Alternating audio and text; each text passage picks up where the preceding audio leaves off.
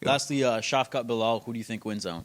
I'm going with Belal on this one. And funny enough, not only am I going with Belal, I think Belal could get a finish in this one, via submission. Joaquin, I just want to go back to kind of one of the original questions. What were you specifically not impressed with Ian Gary in the Shawkat fight? I mean, yet again, they didn't let it go. Like these are the type of guys that had the ability to finish one another, and they pretty much chose not to, right? You see Ian Gary, damn near trapping himself in I think he had like a body triangle on Shawkat. You can't do anything in that position. You got to, buckle. You got to move to a hip. You got to get to your feet and get the fight where it belongs. With Shawkat, you know that he's a finisher, right?